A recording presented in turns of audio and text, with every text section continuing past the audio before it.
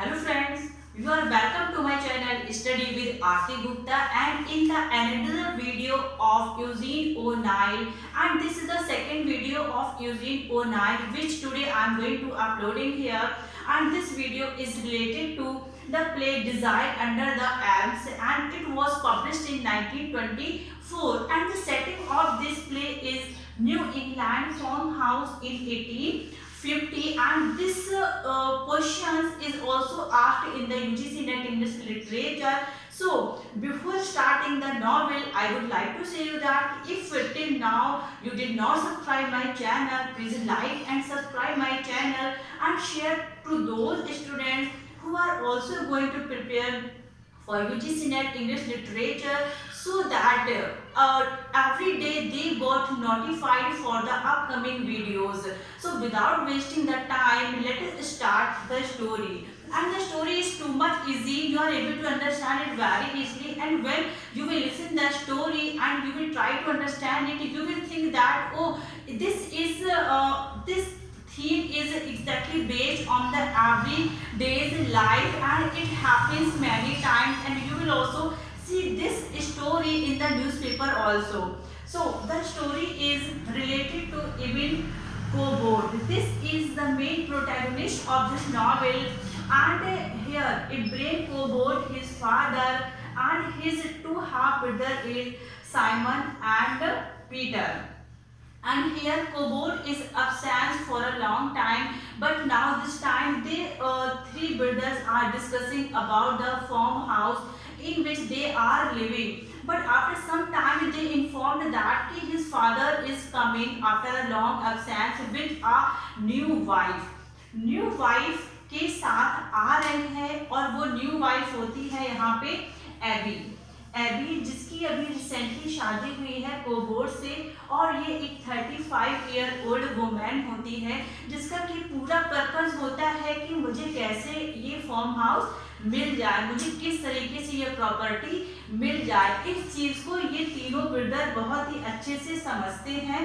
तो एबन क्या करता है, अपने दोनों भाई साइमन और पीटर को ये भेज देता है कैलिफोर्निया, और कैलिफोर्निया में ये लोग जाके काम करने लगते हैं, और इबिन यहाँ पे यहीं पे स्टे करता है फार्म हाउस पे, और कोबोर्ग यहाँ पे आ जाता है अपनी वाइफ एबी को लेके।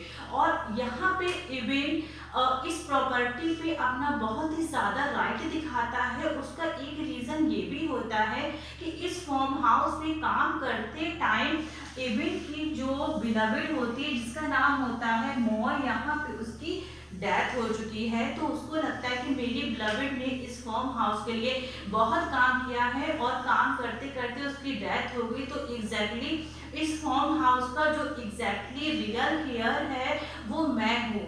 बट यहाँ पे एबी आ चुकी है, इसकी मदर आ चुकी है, तो यहाँ पे ये सोच रहा है कि ये पूरी प्रॉपर्टी एबी के पास किसी भी तरीके से नहीं जानी चाहिए। और जब एबी फर्स्ट टाइम एबिन को देखती है तो वो पूरी तरीके से इसके लिए अट्रैक्ट हो जाती है, because Abin is a very handsome and hard working person rather than Ibrahim कोबोर्ग।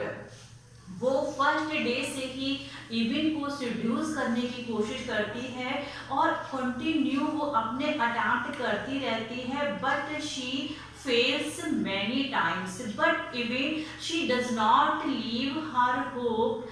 और वो कंटिन्यू करने के बाद जब वो बार बार अपने इस अटेम्प्ट में फेल हो रही है, तो वो एक चीज सोचती है कि मैं क्या करूं। तो वो अपने हस्बैंड कोबोर्ग को बोलती है कि इबिन ने मुझे सेड्यूस करने की कोशिश की है, जिसकी वजह से कोबोर्ग की और इबिन कोबोर्ग की मतलब फादर और सन की एक दूसरे से फाइट हो जाती है एबी की वजह से। तो यहाँ पे इसका फादर बोलता है कि मैं इबिन को मार दूंगा, इसका मर्डर कर दूंगा। तो उसकी वाइफ एबी बोलती है कि नहीं, ऐसा करने की जरूरत नहीं है, मेरा आपसे ये कहने का मतलब नहीं था।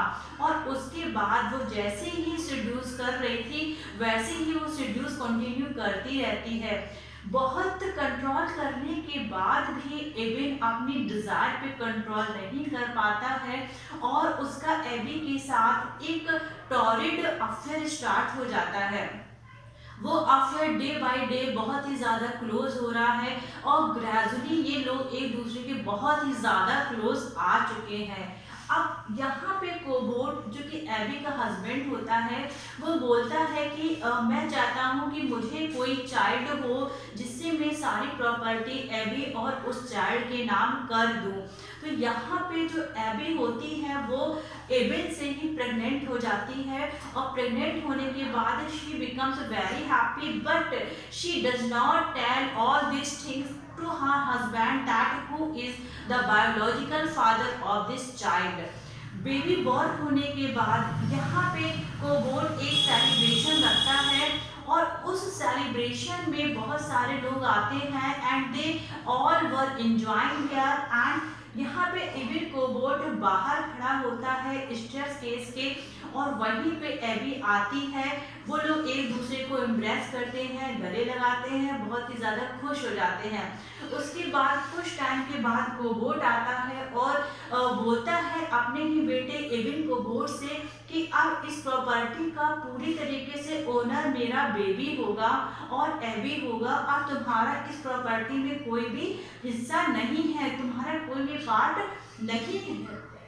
जैसे ही ये बात एबिन सुनता है तो वो बोलता है कि मैं तो इस प्रॉपर्टी का पहले से ही पूरी तरीके से ओनर हूँ। मैं क्यों ओनर हूँ वो इस चीज़ को अभी ये रिवील नहीं करता है। और उसके बाद यहाँ पे उस बेबी को लेके अगेन कोबोट और एबिन कोबोट के बीच में एक फाइट हो जाती है और वो फाइट बहुत ही ज़्यादा भयंकर होती है।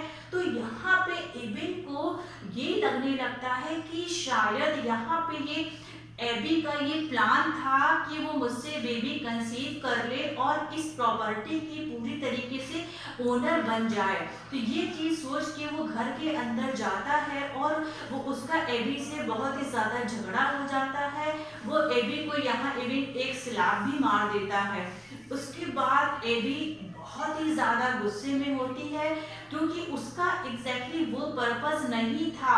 शी ट्रूली लव्स एबिन कोबोट और बट एबिन यहाँ पे ये चीज़ मानने को तैयार नहीं होता है। तो एबी को लगता है कि इस मेरे और एबिन के बीच में जो रिलेशन खराब हुआ है वो एग्जैक्टली इस बच्चे की वजह से ही हुआ है।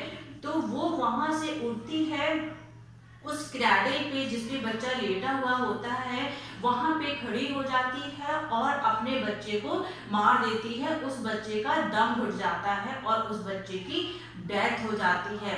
इसके बाद वो जाती है एबिन के पास और एबिन को ये सारी चीज़ें बताती है कि मैंने किस तरीके से बेबी को मार दिया है। अब तुम्हारे और मेरे बीच में ये बेबी कभी भी नहीं आएगा। इस बात से एबिन बहुत ही ज़्यादा शॉक्ड हो जाता है, पजल्ड हो जाता है और वो बोलता है कि अब मैं जा रहा हूँ शेरिफ को बुला ले। शेरिफ का मतलब होता है यहाँ पे कोई न्यायाधीश, जज, जो भी वहाँ पे उस टाइम पे होगा। वो एबिन यहाँ से बुलाने चला जाता है और उसके बाद कोबोट घर के अंदर आता है और एबी को बोलता है कि बेबी क्रेडल में सो रहा है। तो यहाँ पे एबी बोलती है कि नहीं, बेबी क्रेडल पे सो नहीं रहा है, उसकी एग्जैक्टली डेथ हो चुकी है। इस बात को सुनने के बाद यहाँ पे कोबोट को अपने कानों पे बिल्कुल भी बिलीव नहीं होता है। वो जाता है उस क्रेडल को चेक करता है और इवन वही बात सही होती है कि उस बेबी की डेथ हो चुकी है। और ये जानने के बाद कि उस बेबी की डेथ हो गई है, वो वापस एबी के पास आता है, एबी से सारी चीज़ें पूछता है। तो एबी उसको सारी चीज़ें बता देती है कि किस तरीके से उस बेबी की डेथ हो गई है। ये बात सुनते ही कोबोट सोचता है कि अब जो मेरा ड्रीम था वो मेरा ड्रीम कभी भी पूरा नहीं होगा और बोलता है कि मैं शेरिफ को बुलाने जा रहा हूँ, मतलब मैं दोबारा फिर मैं जा रहा हूँ जज को बुलाने या उस टाइम पे जो भी रहा होगा, जो डिसीजन लेता होगा। तो एबी उसको बोलती है कि तुम्हें जाने की ज़रूरत नहीं है क्योंकि ऑलरेडी एबिन वहाँ पे जा चुका है। एविन वापस आता है और बोलता है कि शेरिफ से ऑन द वे हैं, वो लोग घर पे आ रहे हैं। और इसके बाद एविन को ये रियलाइज होता है कि exactly Evin truly loves him. तो वो ये डिसाइड करता है कि एविन का जो भी ये ब्लेम है, उसके मर्डर का क्लेम मैं अपने ऊपर ले लूँगा और एविन को कुछ नहीं होने दूंगा। और इतने में ही वो शेरिफ आ जाता है और यहाँ पे एविन उस मर्डर का ब्लेम अपने ऊपर ले लेता है, जिसकी वजह से एविन को और एबी को, दोनों लोगों को अरेस्ट कर लिया जाता है। और यहाँ पे कोबोर्ड सोचता है कि मुझे यहाँ से छोड़ के कैलिफोर्निया चले जाना चाहिए काम करने के लिए, अब मैं यहाँ पे नहीं रुकूंगा। तो उसको ये पता चलता है कि जो भी जितना भी कलेक्टेड मनी थी, जितना भी कलेक्टेड अमाउंट था, वो एविन पहले ही साइमन और पीटर को दे चुका है। तो उसको लगता है कि शायद ये गॉड ने मेरे लिए पहले ही डिसाइड कर लिया है कि मैं इस फार्म हाउस में रहूं।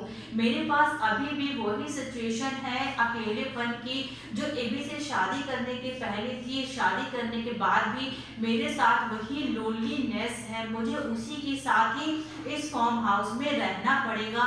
और यहाँ पे एबी और एविन को पुलिस पकड़ के ले जाती है, वो लोग अरेस्ट हो जाते हैं। और बाहर निकलने के बाद वो लोग ब्लू स्काई को देखते हैं और बहुत ही ज़्यादा खुश होते हैं, एक दूसरे को गले लगा लेते हैं। और इस तरीके से ये प्ले यहाँ पे खत्म हो जाता है। तो आई एम श्योर कि आपको ये प्ले बहुत ही अच्छे से समझ में आया होगा। और if you have any doubt, you can put your comment on the comment section.